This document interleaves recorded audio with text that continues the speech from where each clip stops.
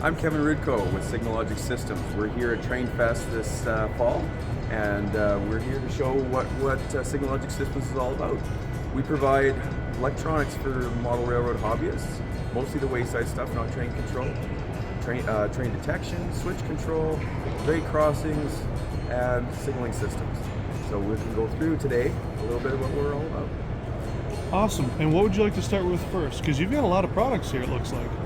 Yeah, we've got a display just showing a cross-section of a lot of our products. We've got a little working display of how some of our switch products work, and an operating display showing a little bit of a cross-section of crossings, block signaling, and all the stuff that goes with that. Awesome. So here we got a display for our switch controls. We've got a really popular model right here. This is our tortoise controller. Plugs right onto a tortoise board, and what this does is it takes the very specific nature of a tortoise and then converts it to a very standard interface. We have a very standard interface with our SCP fascia mount switch control, which is very popular. Right now, the switch is reverse and the indication is reverse. When we press the button, as it's throwing, we're showing both indications, and not until the machine actually makes its final throw do we actually indicate that it's actually made, just like the real switch machines. We don't just have two positions, we actually have three. So over here we also have a display for a twin coil type motor. This is a capacitor discharge. Again, we've got a different kind of connection. We've got three connections to the twin coil motor, and instead of tortoise, we have that connection, but we still have the same interface up front, same display. We have a number of different switch controls, different motors, but the interface is all the same. We can use that with our fascia mount displays. We can make them local or we can make them remote. And we can also interface those with our signaling system, so it's a seamless integration. Awesome.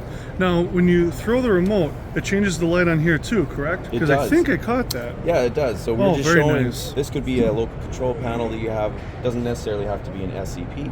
The SCPs are really nice in the fascia, but we can actually have this as just a standard push button and LED on a fixed panel.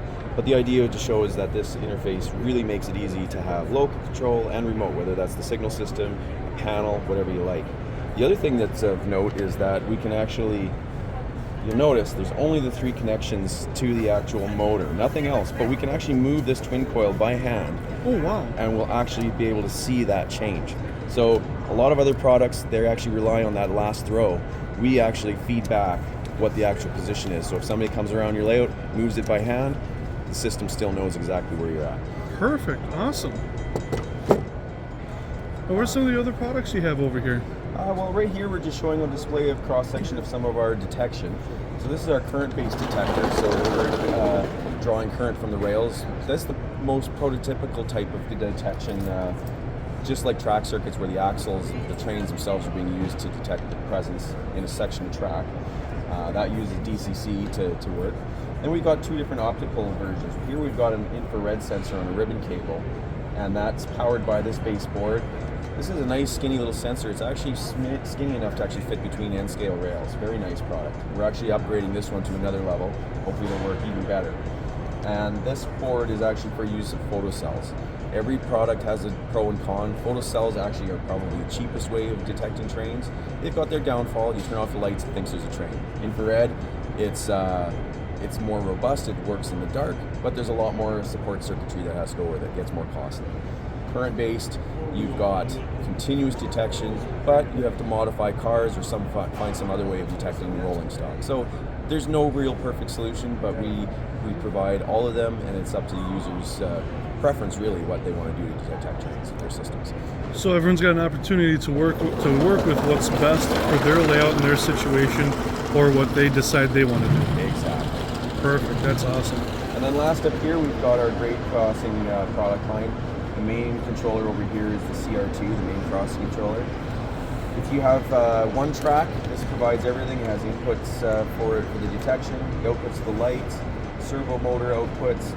But if you have more than one track, you can actually add an MT2, which is basically a multi-track module, and you can add a string of these, one for every additional multi-track. You can have up to 8 tracks in your crossing. We've only seen about 3 max, but you can support anything. And then on top of the board, we have a plug-in. Not everybody likes sound, but you can actually add on our BL2 bell module and have realistic sound that you might hear running in the background. Awesome. Cool. So here's our display at Trainfest. We have a little cross section of all of our products online here. What we're showing is, most of all, is our signaling system. We're showing basically kind of a hybrid between CTC and APB. Right now it's in APB mode, but our signaling system can convert to CTC if we wanted to. Right now we've got the train just running back and forth. The way we built our display is minimizing what's on the top. We don't actually provide the models and all the things that are on the top. We're actually providing everything underneath to actually make your models work correctly. So just to go over it quickly, you've got maybe just a main power bus here, the DCC running the track. DCC doesn't really touch much of what we're doing other than passing through our current detectors, which are right here. We've got a 12-volt bus that runs all of our signaling. We've got our cross controller that we talked about earlier. As the train comes back, you can hear the crossing bell ringing.